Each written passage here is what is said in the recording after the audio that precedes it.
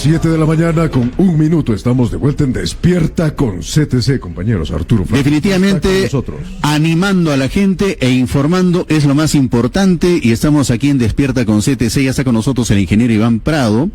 Él ha sido gerente regional de Energía y Minas en la anterior gestión regional de Jean Paul Benavente, gerente regional de Energía y Minas en el gobierno regional de Arequipa, gerente regional en el gobierno regional de Ayacucho. Larga trayectoria en el tema que tiene que ver con hidrocarburos, con todo ese tema, pero hay preocupaciones que vienen, inclusive dicen desde el anterior gobierno regional, como es el tema del gasoducto del sur, la planta de fraccionamiento de Quepaciato, que en algún momento, el anterior gerente regional, antes de Merciano Basilio todavía, el gobierno regional dijo, no nos han dejado nada, dijo, ¿no? O sea, Jean Paul Benavente no nos dejó nada limpio, nada, señor. Hemos tenido nosotros que volver a foja cero.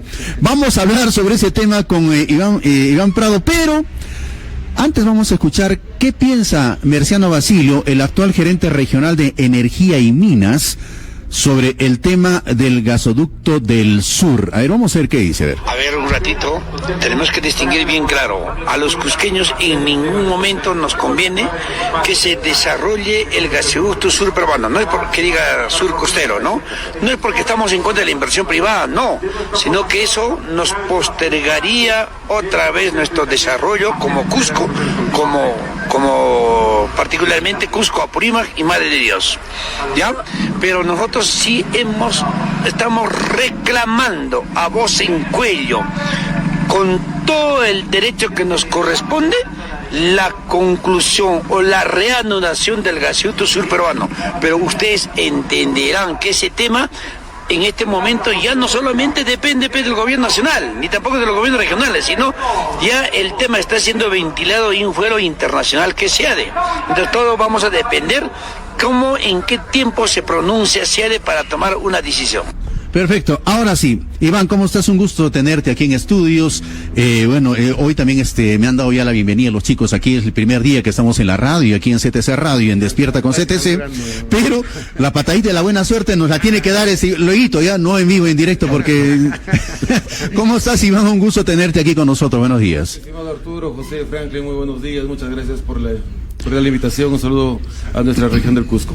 Perfecto, Franklin. José Carlos está ahí con nosotros, Iván. A ver, hemos escuchado a Merciano Basilio. Dice que primero no nos podemos oponer al gasoducto del sur. No. Después dice, al gasoducto costero. Parece que todavía no tiene bien clara la idea de lo que es gasoducto del sur y gasoducto costero. Ahora dice que ya no es responsabilidad ni del gobierno regional ni del gobierno central, sino es en CIADI.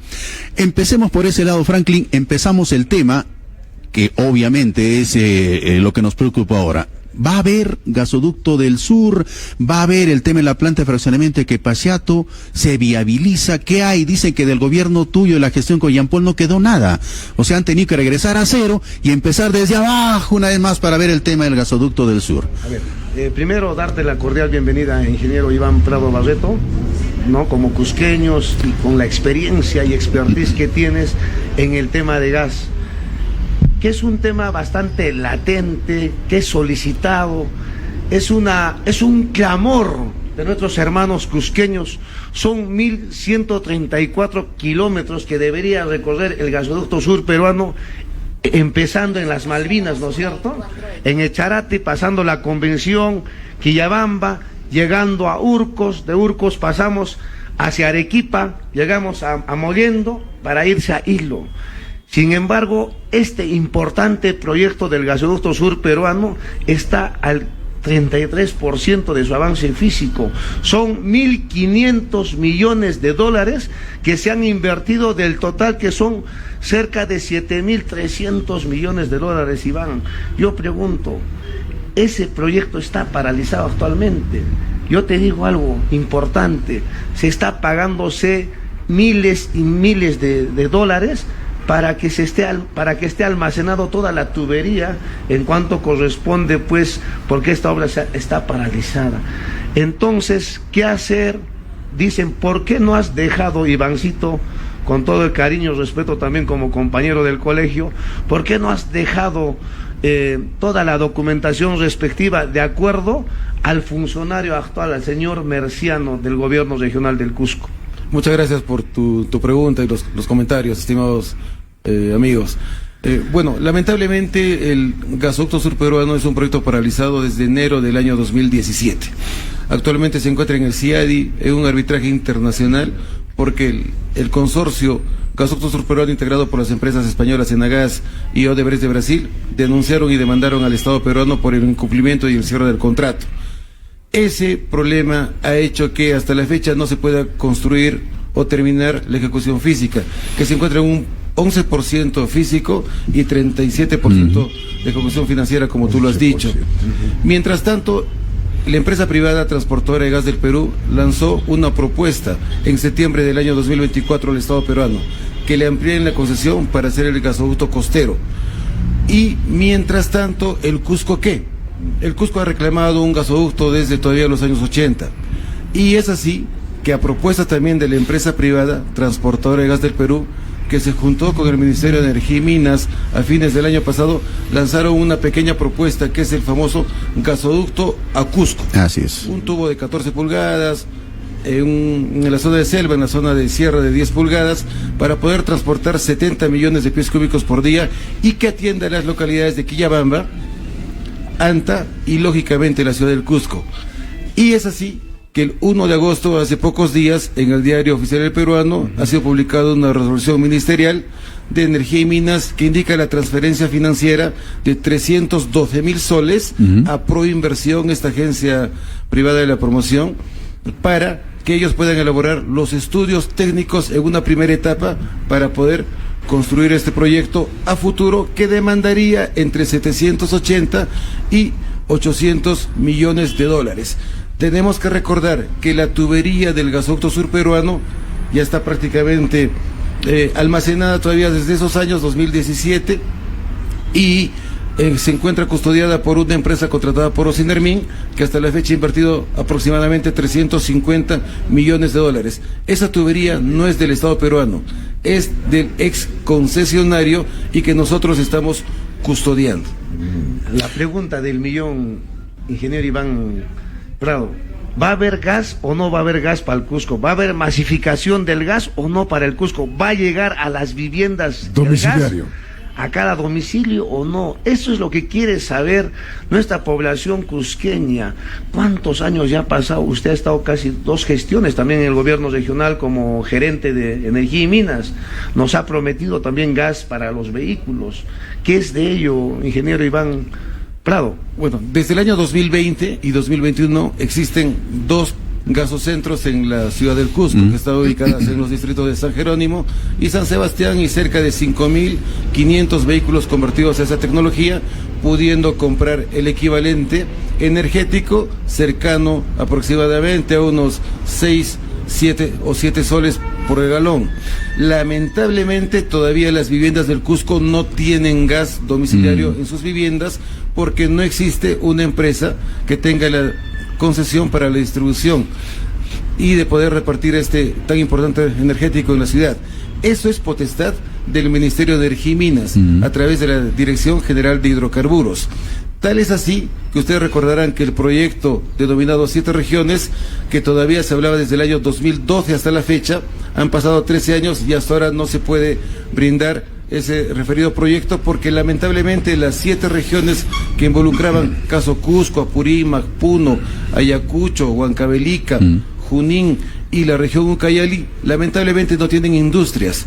Lo positivo de todo esto es que hace un año la empresa Cálida, la que tiene la concesión para repartir gas natural en Lima y Callao, ha planteado una adenda al Estado peruano a través del Ministerio de Energía y Minas para firmar una ampliación en su concesión y que puede encargarse de la distribución, de poder llevar gas a estas regiones, y una de ellas es Cusco, la importante. Para que se desarrolle eso, tienen que suscribir, ojalá en un plazo no mayor de 2 meses en este gobierno presidencial, dicha adenda, para que Cálida pueda invertir cerca de 550 millones de dólares para llevar gas a estas ciudades prácticamente altoandinas del Perú, que todavía no cuentan con este recurso tan importante.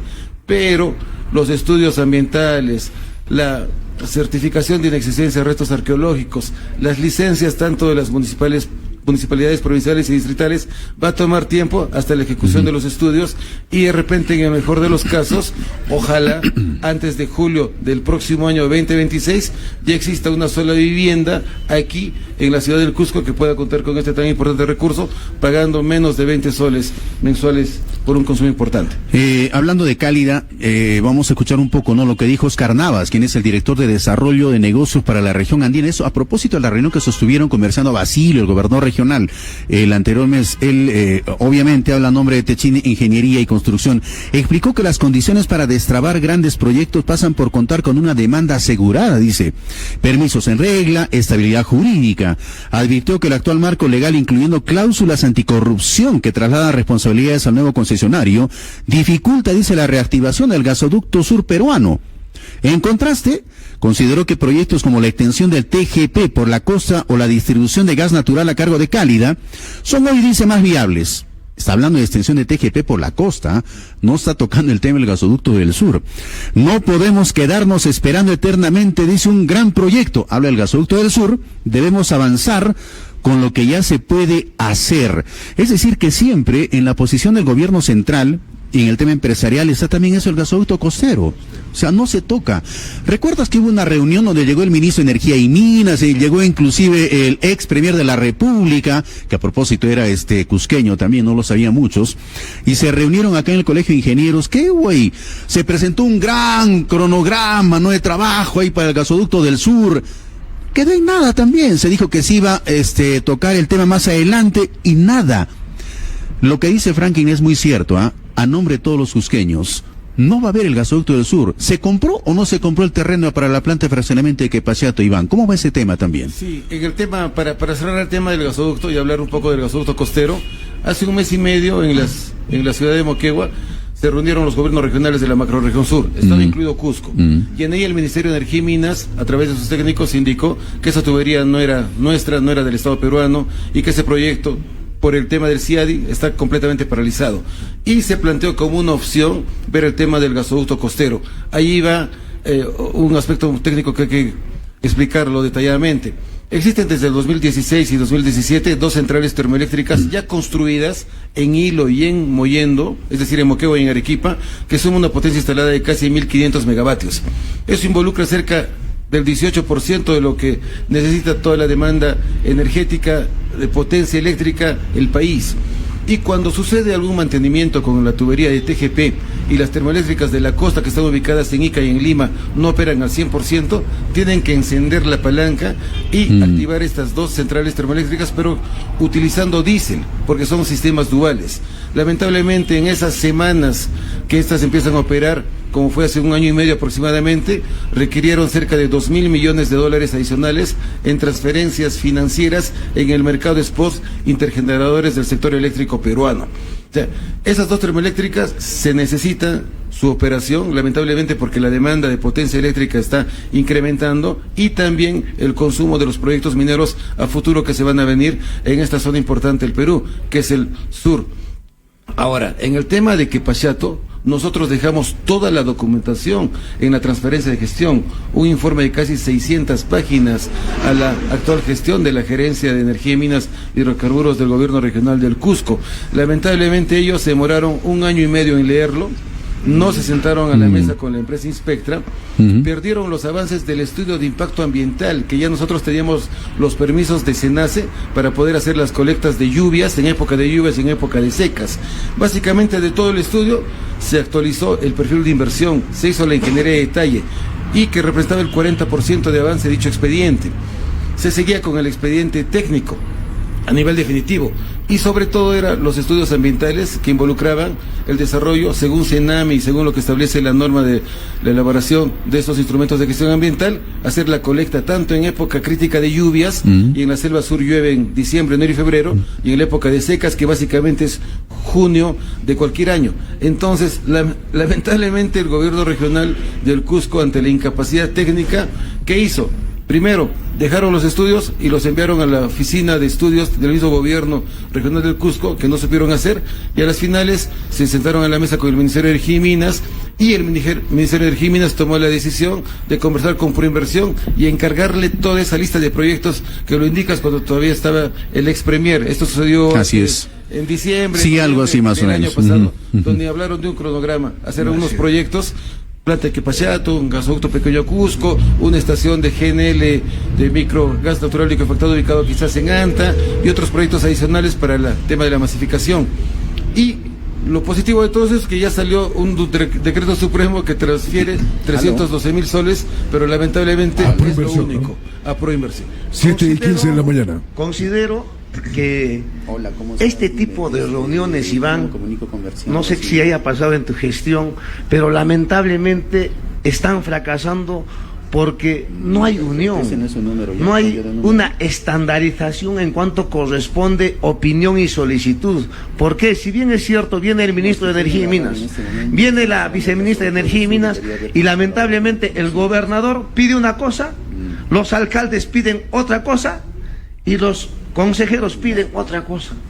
Y a veces el ministro, el viceministro de Energía y Minas pues se ríen, porque los temas puntuales es gas, es planta de Quepaciato, planta de fraccionamiento de Quepaciato, pero lamentablemente hay alcaldes, cuando ven ministros, ven viceministros, vienen autoridades del gobierno nacional, están pidiendo sus calles, están pidiendo sus pistas, están pidiendo sus veredas, y los ministros se van tan confundidos. Oye, ¿a qué he venido acá? Si el tema puntual, ¿qué cosa era? Hablar de gasoducto sur peruano. Recientemente el Ministerio de Energía y Minas ha tenido una reunión técnica con representantes del gobierno regional del Cusco. La viceministra de Hidrocarburos, Ides Cárdenas, ¿no es cierto?, ha detallado proyectos importantes como es la implementación de plantas satélites para la regasificación del gas natural. Dice, van a poner 12 plantas, ¿no es cierto?, de plantas satélite de regasificación en el Cusco. Es más, en esta reunión con la viceministra han hablado también de la planta de fraccionamiento de Quepaciato. Ahora, han dicho que la planta de fraccionamiento de Quepaciato, ingeniero Iván Prado, se va a hacer por obras por impuesto. ¿Es viable ello? Ahora, se ha hablado también de los beneficios que esta planta de Quepaciato beneficiaría pues a cerca de 36,000 hogares en la provincia del Cusco.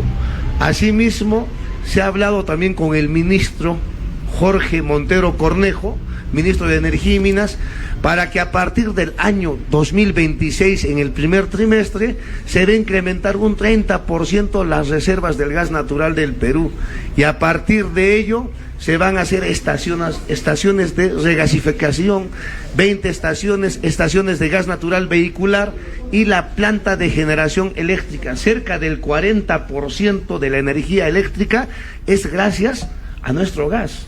No nos olvidemos. Y es más, nuestro gas, saliendo de las Malvinas de Charate, la Convención Quillabamba, llegando hasta Moquegua, ¿no es cierto? Y a partir de ello, nuestro gas se está exportándose a China, se está exportándose a Estados Unidos, se está llevándose a Europa, se está llevándose a Asia. Pero lamentablemente nuestros hermanos de las Malvinas de la Convención pues no tienen el gas económico. Cerca de 120 soles está costando su balón de gas. En el Cusco está 65 soles, en Lima 40 soles. O sea, los dueños del gas somos los que más pagamos por este producto. Así es. Camisea se descubrió en el año 84. En el año 2000 se firma el contrato para que el consorcio del mismo nombre, liderados por Pluspetrol, pueda explotar el gas. El gasoducto de TGP se construyó desde el 2000 hasta el 2004 y la puesta en operación comercial empezó en agosto de ese año. Han pasado 21 años exactamente de que ya el Perú consume ese gas. El 40%, 45% de la energía eléctrica es gracias a ese tan importante recurso. Por eso las tarifas eléctricas en el país son competitivas en comparación con países vecinos como Chile, por ejemplo. Es por eso que un proyecto minero ahora es más atractivo construirlo en el país que en el país vecino del sur. Eso es completamente positivo, pero lamentablemente no hubo un norte, una hoja de ruta por nuestros líderes todavía políticos desde el año 80 que puedan exigir que las casas de la región del Cusco puedan tener gas natural. Para eso se necesita que una empresa, así como Seda Cusco transporta el agua, claro, o Electro Sureste tiene la concesión para la electricidad, existe una empresa que tenga la concesión para la distribución. Un primer paso importante y contundente es que Cálida ha asumido esa responsabilidad. Está la firma y a la aceptación del Estado peruano por parte del Ministerio de Energía y Minas, y como tú planteas, estimado Franklin, han indicado la posible construcción de 12 plantas satélites de regasificación. Prácticamente los 2 gasocentros que ya están construidos en el 2020 y 2021 son plantas satélites de regasificación, que son tanques que almacenan este gas natural en estado líquido, que vienen en cisternas desde Pampa Melchorita, que desde el año 2010, en junio, se está exportando a todo el mundo. Lógicamente tenemos reservas todavía certificadas por gas natural en 15 años y por los líquidos del gas por 13 años. Proinversión ha dicho que el gas del lote 88 ya va a empezar su explotación próximamente, y esto ampliaría por unos 10 años más. Esperemos que vengan buenas noticias para el sur, sobre todo para el Cusco. Bien, el ingeniero Marciano Basilio indica de que en el país ahorita hay 10 proyectos de hidrocarburos ya viabilizados, de los cuales 6, dice, son para la región del Cusco. A ver, vamos a escuchar un poquito qué dice sobre ese particular el actual gerente regional de Energía y Minas. Para nuestra región de Cusco, a nivel del país, hay 10 proyectos energéticos. Eso ustedes lo saben perfectamente, ¿no? De los 10, 6 proyectos son proyectos para la región de Cusco. Ahí está nuestras PCRs. ¿Los ha ratificado? Bueno, nosotros a nivel del ministerio técnicamente nosotros hemos ratificado, estamos viniendo ahí de la reunión con el gobernador. Ya de repente ya no nos interesa mucho el mensaje de la presidenta de la República, porque son mensajes netamente de orden político, ¿no? Entonces acá tenemos que ver ya un orden técnico, operativo, económico, ¿no? Entonces en el proyecto de masificación para la región de Cusco tenemos nuestras PCRs, que en este momento estamos ejecutando la planta San Jerónimo. Creo que el día 12-13 ustedes van a tener una visita guiada por primera vez después de 20 años de explotación. Vamos a lanzar casi 8 PCRs a nivel de la región de Cusco. En total está programado casi 15. Estamos en la exigencia de que ya reanude de una vez la conclusión del expediente técnico y la ejecución física de la planta fraccional Quepaciato. Hay un convenio entre Minen y Proinversión, ya se está transfiriendo la parte económica. También al lado de la planta de fraccionamiento Quepaciato estamos planteando la planta de licuefacción del gas natural. ¿Esto qué implica? Implica que nosotros para nuestras PCRs ya no vamos a estar mirando la cara de Pampa Melchorita, sino vamos a tener nuestra propia autonomía de gas natural seco en Quepaciato. Que dice de que va a haber una propia autonomía de gas natural en Quepaciato, es lo que ha indicado. O sea, desde ahí, propia autonomía del gas licuado en Quepaciato, va a decir su propia planta, ya no va a mirar la cara, dice, a Melchorita, sino va a salir desde ahí y habla de las 10 PCRs que tú también ya estabas comentando, ¿no? Pero ¿eso será posible? ¿Tú crees que en este año y 4 meses que le quede gestión a Werner Salcedo, la población del Cusco podrá decir, sí señor, vamos a tener el gas domiciliario en nuestra vivienda, que a propósito inicialmente iba a ser en San Jerónimo, ¿te acuerdas? ¿No? Pero ¿se hará en 1 año y 4 meses que le quede esa gestión? ¿Podremos decir que vamos a tener el gas en nuestra vivienda en Cusco? ¿Será posible eso? ¿O esto es solamente un tema político y prácticamente están hablándonos algo que no va a poder ser posible, ¿no? Un engañamuchachos más de esa gestión de Werner Salcedo. Como cusqueño quisiéramos que estas promesas se pudieran cumplir antes de julio del próximo año, pero viendo realmente todos los plazos, los permisos, las licencias, lo veo muy complicado. Sobre todo, ellos quieren instalar una PCR detrás del penal de Quincoro. Sí, hay un terreno de 1 hectárea aproximadamente. Ha llegado los equipos, prácticamente el tanque de almacenamiento de este gas natural licuefactado de la primera PCR, pero tienen que licitar a través del FICE, esto es por parte del Ministerio de Energía y Minas, la construcción de las redes, que una empresa tenga la concesión, y este proyecto piloto para llevar gas en una primera etapa a 1000 viviendas en el distrito de San Jerónimo será realidad. Esperemos a partir de julio del próximo año. No creo que sea técnicamente viable antes. En el tema de la planta de fraccionamiento de Quepaciato, hemos perdido prácticamente los 2 años y 6 meses de este gobierno regional. Se pudo terminar con el expediente técnico, ya no faltaba nada para hacer los estudios de impacto ambiental. Lo bueno es que se compró el terreno, los 460,000 soles. Se compró el terreno. Nosotros negociamos todavía el precio de 20,000 soles por hectárea, pero este gobierno regional empezó con la broma de comprar con las utilidades de la Feria de Huancarro dicho terreno. Justo ahí quería llegar. Luego de eso, felizmente utilizaron los recursos que había. Nosotros dejamos 13 millones de soles en las arcas financieras del gobierno regional a través del respeto irrestricto de los convenios suscritos con el Ministerio de Energía y Minas, todavía desde el año 2010. Lamentablemente no hay más norte para eso, solo una lista de proyectos que felizmente el Ministerio de Energía y Minas ha encargado ahora por inversión. Dentro de esa lista está la planta de fraccionamiento de Quepachato. Se tiene que conversar con el consorcio de Camisea para los precios de preferencia de los líquidos del gas natural, que esa es una etapa que tenía que tenerse luego de culminado los estudios ambientales. Porque imagínate, nosotros no podíamos comprar en la gestión de Jean Paul Benavente los terrenos porque faltaba el estudio de impacto ambiental. Y si el estudio de impacto ambiental indicaba que esas 18 hectáreas estaban encima de un pantano, hubiese sido una malversación de fondos total. Definitivamente. Esperamos que eso sea positivo, que por fin se nace de la autorización. Sí, efectivamente, ese terreno va a aguantar el peso de todos los equipos para recién comprarlo. Los del gobierno regional actual ya han gastado cerca de 1 millón de soles en el terreno y otros estudios que dijeron que lo iban a hacer por administración directa.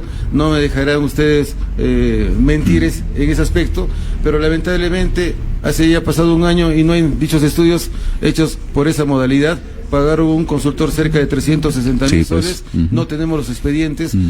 Ahí es donde el Colegio de Ingenieros y la Contraloría debería ir a la gerencia de Energía y Minas y decir en qué has invertido esos 360,000 soles pagando a un consultor externo para que supuestamente haga los estudios que faltaban, y hasta la fecha no hay nada. Y respecto a la transferencia de documentación, nosotros dejamos casi 40,000 hojas de la ingeniería de detalle respectiva. Ellos lamentablemente en 1 año y medio no pudieron contratar profesionales que tengan la capacidad o a través de convenios de colaboración administrativa con el Colegio de Ingenieros para que puedan asumir dicha responsabilidad. Fue un fracaso contundente. Y el Ministerio de Energía y Minas ha transferido 13 millones de soles para financiar la construcción de la planta. Eso entiendes al gobierno regional. Correcto. Del Cusco. Eso lo hicimos nosotros. Ahora, todavía. También ya tiene aprobado el estudio de impacto ambiental a detalle. No, la ingeniería de detalle está aprobada. Nosotros lo aprobamos y el mismo Ministerio de Energía y Minas revisó esta documentación. Lo que me preocupa, ingeniero Iván Prado, es que quieren hacerlo bajo la modalidad de obras por impuesto. ¿Y eso qué significa? Van a tener que buscar una empresa, sea Banco de Crédito, Graña Montero, los grupos grandes como es Interbank, para que a ellos se les dé el expediente técnico, ¿no es cierto? Y ellos puedan revisar los costos unitarios y de ahí acceder pues y decir si van a ejecutarlo o no van a ejecutarlo este importante proyecto. Y mi punto de vista, eso pues demora, eso toma su tiempo. Que lo revise la empresa privada, un expediente técnico para obras por impuesto, no va a bajar de 6 meses. Yo pregunto, ¿en esta gestión se va a ejecutar? Ya tienes ya el terreno, ya tienes los permisos necesarios, ya tienes el estudio de impacto ambiental, ya tienes 13 millones de presupuesto y vas encima a llevarlo a obras por impuesto. ¿Eso es viable? No, lamentablemente no. Más o menos nosotros sí, pues, estimamos que el proyecto podía costar 460 millones de soles, porque solo el movimiento de tierras de 1 millón de metros cúbicos de material excedente para trasladarlo a un botadero costaba cerca de 100 millones de soles.